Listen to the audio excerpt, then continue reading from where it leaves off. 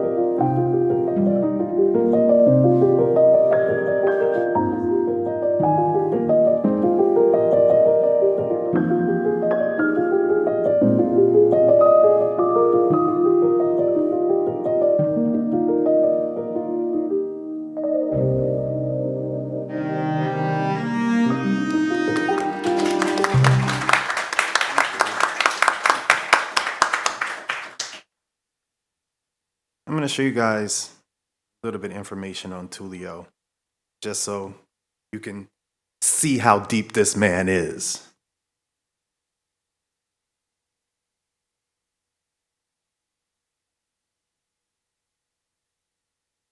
Orchestral. Look at this guy composing. He knows his music.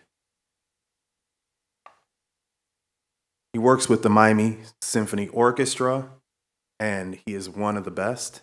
He's been with the Miami Symphony Orchestra, as you can see, for quite a while. commission compositions. I wish I can click on all these links. You guys would just be blown away. Maybe I'll get to them. Play several instruments. His own record. He's composed music for television and film.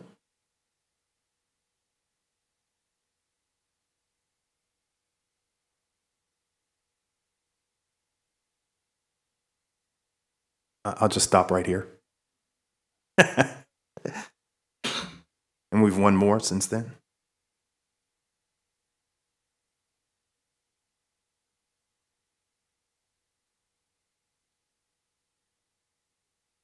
Luis Fonsi, Despacito. Anybody know? Despacito. Yeah, so he's worked with some pretty big artists. No, imagine you're like, no. Okay. I mean, the list, it goes on and on. I can just keep going, So I'm very much looking forward to hearing his take on things. Although we've had these conversations, I'd love for him to vocalize his process. Even with Above Ground, I asked him to do the music first before we laid anything down. Maybe we'll talk about that.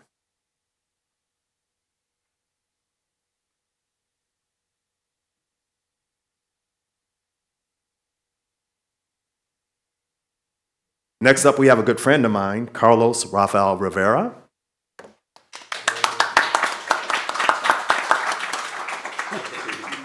Another maestro. And, with Carlos, he's not only a master, but I would say that he has an understanding that, although I don't have this video, I saw a video that he did with, it was another, I don't know if it was a podcast or if he sent me this video about his process where he takes the actual script before anything is laid down and composes music to that script. Did you send me that video or was it? Okay. But I've done it before, like talked about it. Did we talk about it? Yeah, because also did a podcast on him. So go to screenheatmiami.com and you can listen to the podcast. But I mean, what a process. He's already thinking about the music before there's visuals that go down. Carlos has won 2 Emmys, one for Godless, one for The Queen's Gambit. 2 of my favorite shows, by the way. I'm not saying that just because we're friends. This I didn't know until maybe a few months ago. He also composed music for one of my favorite shows, Lessons in Chemistry. It's on Apple TV. It's Brie Larson.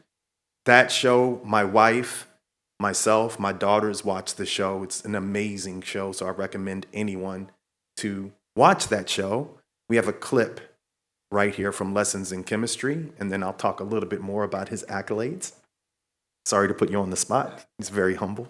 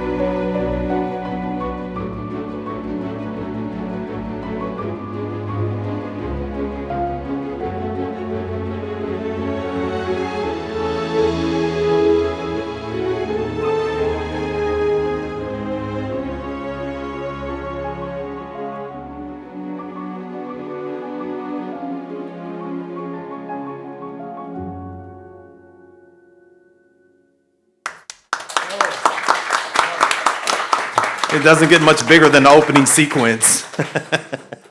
And then, well, we'll get into his other show, which I love too, and I've been watching as we get more into the actual panel itself. but he's done such incredible, heartfelt, soul-felt work. Definitely an example of someone that utilizes music as a character in projects. So Julio Reyes, I don't know your last name, I'm not going to destroy it. Copello. I'm just going to give the first paragraph because his bio is as big as my head. So, you definitely don't want to dive into that. So he is a songwriter, a producer, and he's both in the Latin and the US market. And, we know now that the Latin market is the US market. If you look at the music industry, it's the hottest music in the music industry now. He's won 14 combined Grammy and Latin Grammy Awards. I told you, as big as my head. Including Producer of the Year in 2022. So that was just now. I mean, that's incredible. It spans over 2 decades. He's worked on a diverse array of projects with artists, with film and music. I mean, in television, I mean, just incredible. So I'm going to work backwards. And if you could please give us a bit more about your career and some of the highlights of your career. I know, as I said, it's as big as my head, but if you can give us like a minute and a half. I am the worst talking about myself. I don't know. It's the most just challenging. No, it's been crazy. I actually graduated as a classical composer and pianist. And then I went to the University of Miami and I got my master in media writing and production. And after that, it was very unpredictable what happened because I ended up going into the world of pop music. So I started producing, and I ended up producing for most of the Latin artists like Marc Anthony, Jennifer Lopez, Alejandro Sanz. And it's been a very, very interesting path where I was able to win Grammys. I have 15 nominations in different categories, and I'm having fun because I love this. I'm passionate about music. So hopefully we'll do more. Wow. And he kept it to a minute and a half exactly. So I'm going to show you a little bit of his work.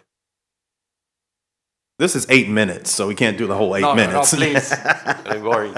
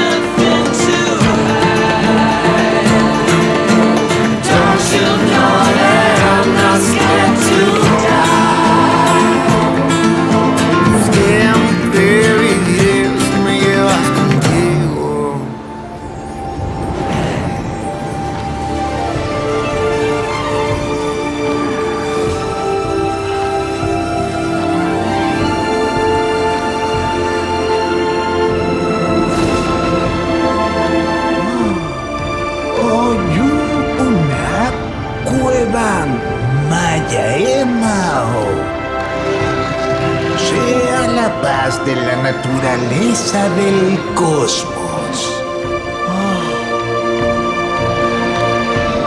En todos y cada uno.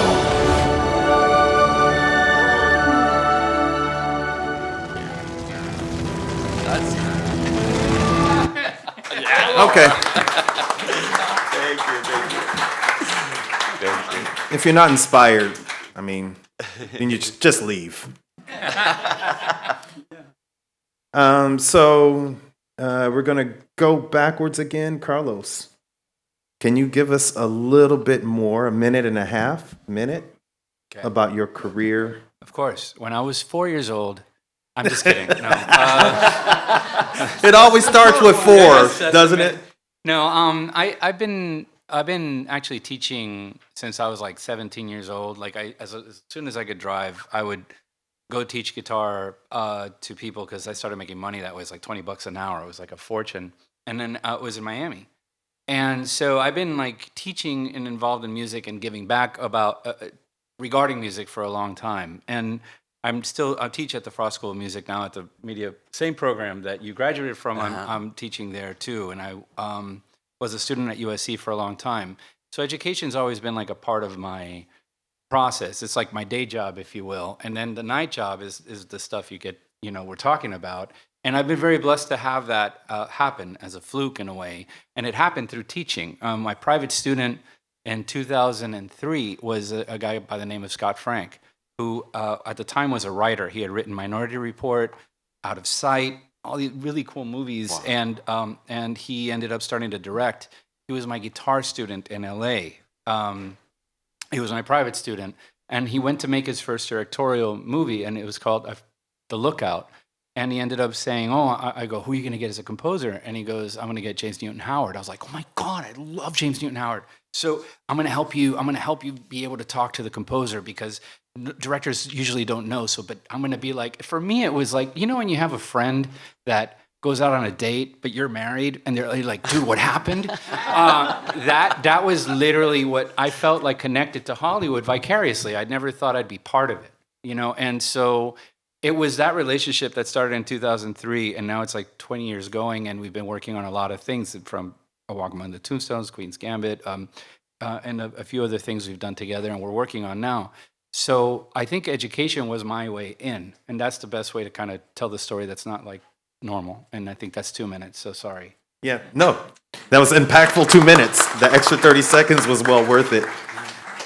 And, so I was just speaking with someone, where is he, who has a composer that he works with, and he asked my advice.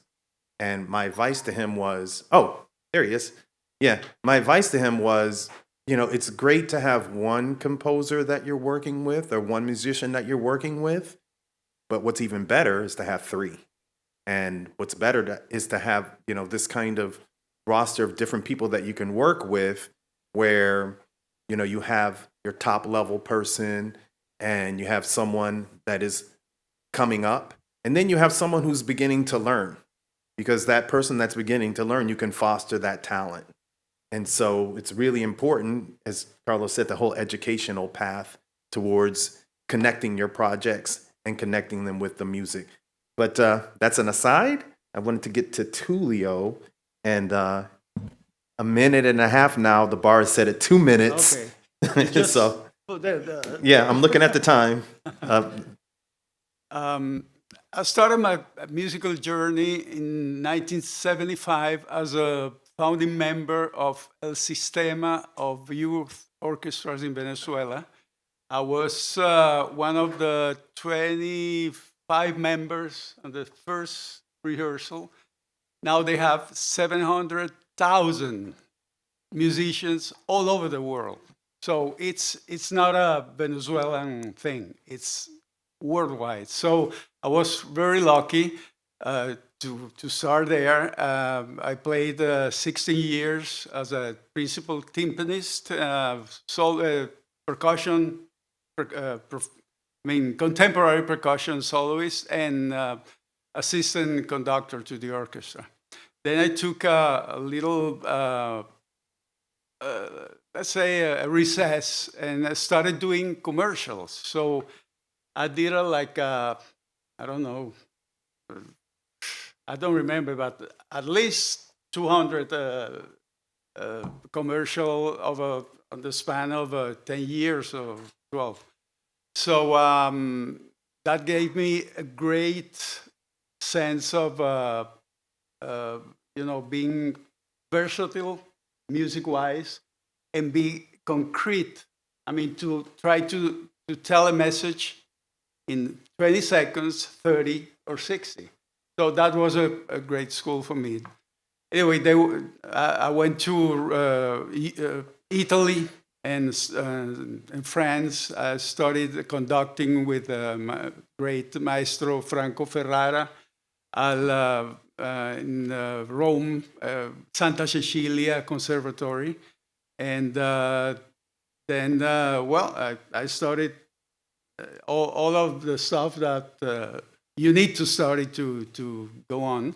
Then I went to Berkeley. I studied little jazz arrangements, and now I'm a principal timpanist and composer in residence with the Miami Symphony Orchestra, and we shared that position for a while, we both. So it's a great privilege for me to be here, and from now on, I've been a fan of yours for a while, but now I'm a fan of Julio for a while. Thank you. Maestro. Thank you.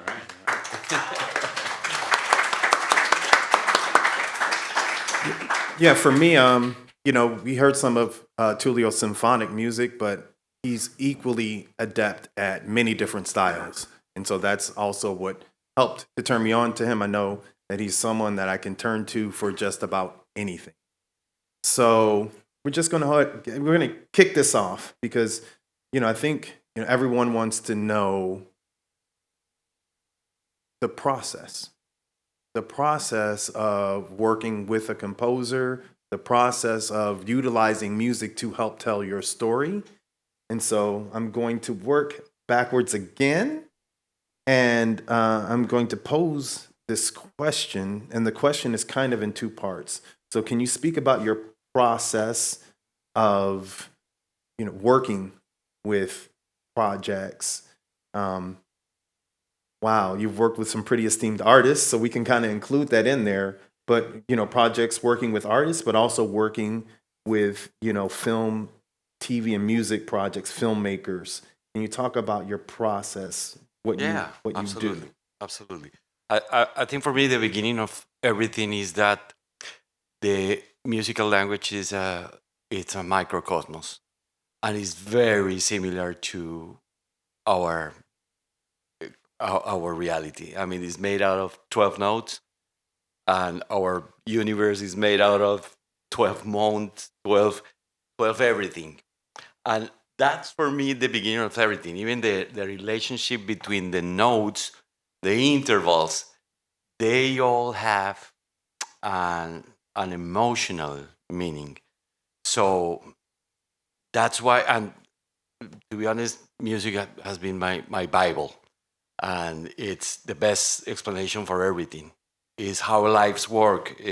We go through dissonance, and if we don't have dissonance, we cannot enjoy consonance. So that's like the beginning of everything. That's why we are able to translate emotions in a better way than the spoken language do it. Actually, music starts when the spoken language ends. So that for me is the beginning of everything. How I am going to translate in an emotional language a human experience.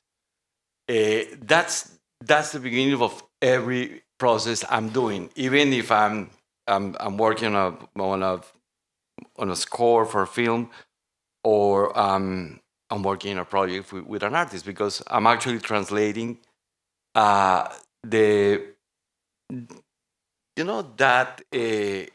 version of beauty, and at the end we all have like messengers of beauty, and that's something that also wake me up every day. How I'm gonna get access to my version of beauty, how I'm gonna share this, with the director of the movie or the artist that I'm working with. So that's an overall, very philosophical beginning of everything. But I think you can connect the dots because it's just an endless world of possibilities. Yeah, so it starts with the emotion. Absolutely. So let's say, I mean, this Zorro, so that Uh-huh. intro. Yeah. So when you received the brief, when you received this connectivity to that project, Yeah. did you read the script first and start to compose the music? Did you look at the visuals and were you inspired by the visuals?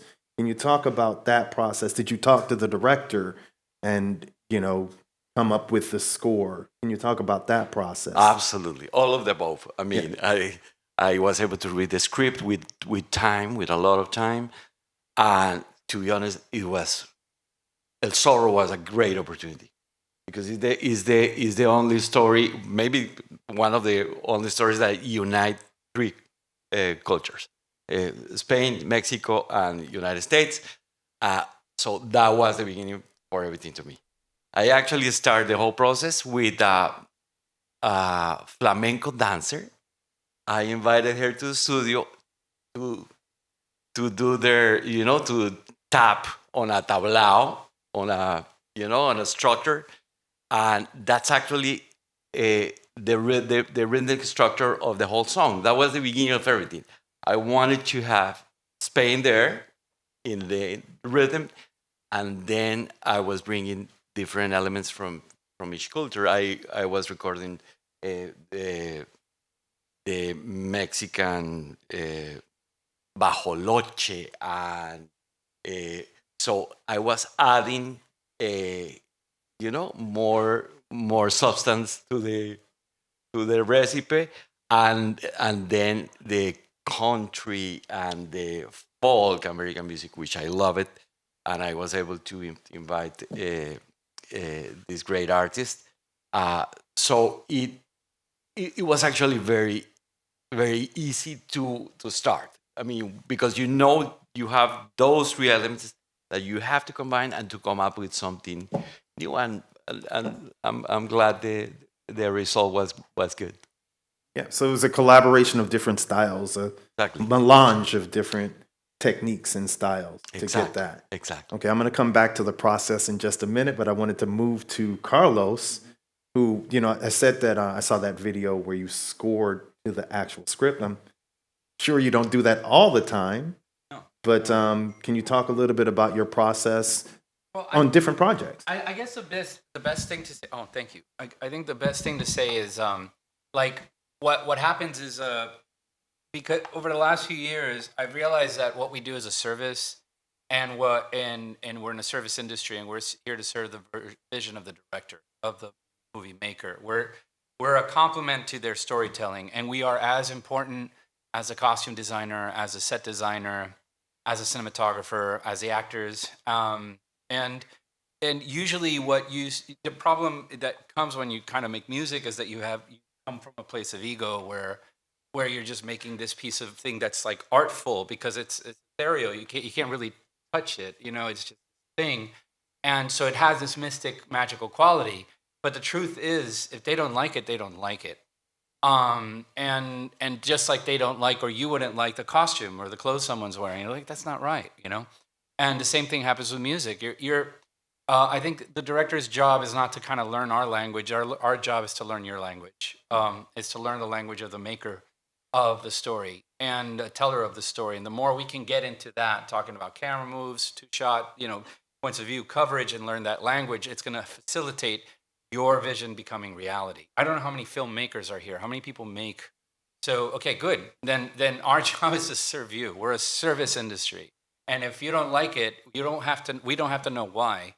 Be nice, but all we know is that we have to get it right till you say yes. And so I do have two clips, and they're short. And I think it would be good to show, because I want to show you a clip from The Queen's Gambit that I scored. And just to play it back really quick, and I want to talk about it. It's like a minute long, so there's going to be take two more Is minutes. it the rejected one? Yes. Number 2 or whatever, track 2. Yeah.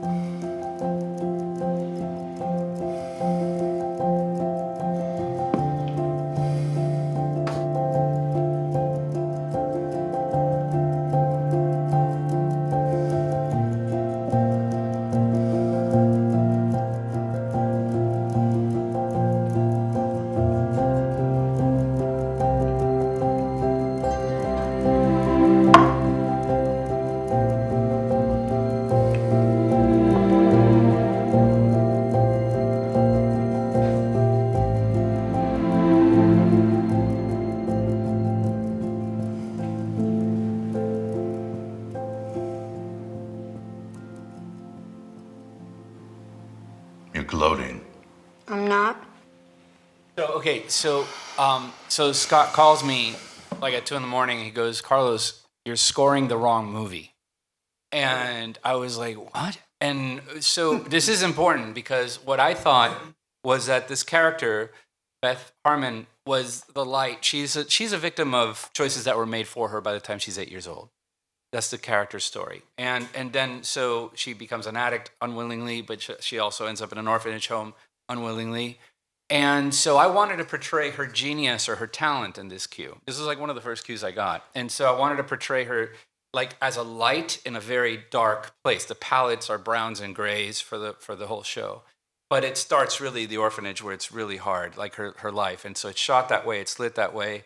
And I just wanted the music to be kind of like this, la la, it's like kind of like joyful thing. And then the truth is it doesn't work. And it doesn't work because I didn't know better. But the thing is that I thought at that time that was correct. So who's beeping? Is it me? Because it's freak. Every time I hear that, I want to answer the phone, and I don't know. It's not me. Oh my God, I'm freaking out. All right, ding ding. So, but no, the thing is, just so we can move on, because I want to move on. Can you play the one that was accepted? Yeah. And because this is what the thing is, I thought I was right, and I was wrong. So if you can play that one. Cut different by that time, so because that was way early.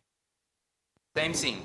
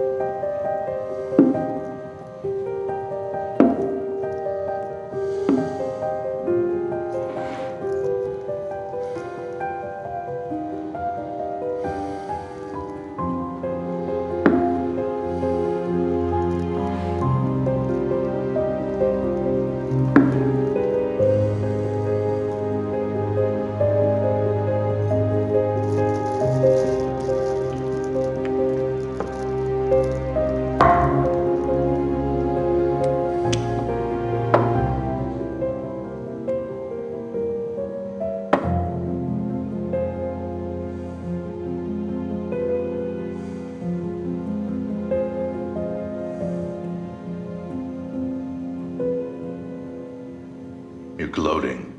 I'm not. Same scene. It feels very different, doesn't it? No, okay. Especially the last note. Yeah. Well, what it was is like the problem is that if you think about the one we heard before, it's not wrong. It's cool, but it's more like an after-school special kind of score. Sorry, I mean it's true. I can say it because it was rejected anyway. But it does feel like the light in a place. But the way I was able to get through it, and it took a long time to find it, was to think about it as a fairy tale, as a dark fairy tale that has that like I start the way I found my way in that little thing was basically imagining those old Disney movies where the pushing in on the book, and Once Upon a Time, and it opens, but it opens to a gray and brown, dark, drug-addicted problem story that we're going to have to get through. And that sort of was the way out. But I just wanted to make it very clear that sometimes your artistic thought is wrong. Like my point of view is wrong. And that's why this is beautiful, because it's a collaborative process. And if we're not open to hearing what they want, what you want, we won't work much. Anyway, so that's great. Yeah, I mean, that's great. And what great examples, Carlos. So thanks for making my job easy. So this next part of the process, I have an insider knowledge to this because I worked with Tulio on this film that is done pretty well. And, I've been in theaters and some of the festivals, and I've seen people in front of me crying as they watch the film. And one of the first things people say, as all the films play and we're outside and they come up to me, is, wow, that music. It's the only thing in the film in terms of sound is music. And they speak about how the music touched them. And I'm going to talk a little bit about the process of how this happened with the music. Because, I knew that Tulio was the right person for the job. I know a lot of different musicians, but just because of his body of work. And I talked to him about the process. I talked to him about the film. The film is a deep film. It's based on a true story. It's about a woman who gets drawn into the opioid crisis. It's about mental health. It's about rehabilitation. It's about love. It's about finding your way, when your way has gone wrong and coming back from that. So there's just so many deep themes in that film. So I knew that I needed someone to speak to that because I knew there was not going to be any dialogue. And so when Tulio and I first started talking about it, I told him, look, I just need the score first. And Tulio's like, no, why don't you just send me at least a cut of the film or show me some of the scenes? And I told him that the score was going to be the backbone of the film and we needed to build around the score. And so I remember when he finished the score, he called me and it's like midnight. I was in Detroit doing some business and he messaged me and he sent the song and I listened to the song and I cried right there. But I could see the visuals come together as I was listening to the music because we talked about it a lot before he actually put the music down. Now he saw the storyboard. He knew the story, but he came up with this score that was absolutely right the first time. So I wanted to at least say that before I ask Tulio about his process and about how he and I knew that he didn't want to do the score first because he told me, but I'm sure it's not like that for most projects. But I just want to hear about your process and how you approach. That's a lot of television and films that you've worked on. How you approach television and film projects. Well, in this case particular, you were right. As you told, the director always is right. Oops. Okay, that was the right decision to write the music, to make the music before, because it was an animation, beautiful, by the way, very artistic animation. So Kevin sent me the storyboard, and I started to time, as I thought, the length of each, and try to make a structure out of that timing, first of all. And then, since there are a lot of drama there, but it starts happy. I mean, the piano thing at the beginning, it's the happy part of the movie. But then it gets really dark, really dramatic, and tragic also. So there are a few different kinds of music through the film. But at the very end, she gets to rise from that deep hole she was in. And, then the piano theme returns. So that was the building block, in my opinion, of the story, So, yeah, it was basically roughly that part.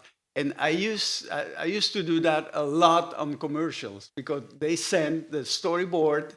So I was, used to that, just to figure out how the image will be. So thank you again for that. Thank you.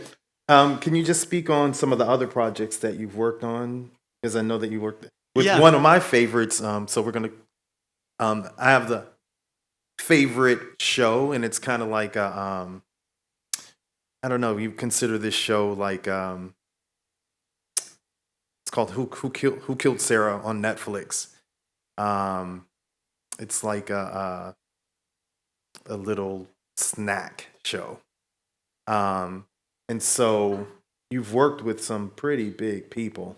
The showrunner and writer of that particular show, he's worked with him on projects. So can you just talk a little bit about your process with other filmmakers, writers, directors? Jose Ignacio Valenzuela, El Chascas, he was the writer of that, and many other series. I did 3 series written from here. La Casa del Lado, it was like 160 episodes. Santa Diabla, 120 episodes. And then one for TV Azteca, it was like 100 episodes. So you have to write a lot of music like a library. Library. To that specific project. You have to write a theme for each and every main character of the action, and it's an amazing experience. I'm so lucky to be able to do that. So that's it. Okay. You know what? I'm going to open it up for questions. I have a lot more questions for you guys, but wow, the time just flies.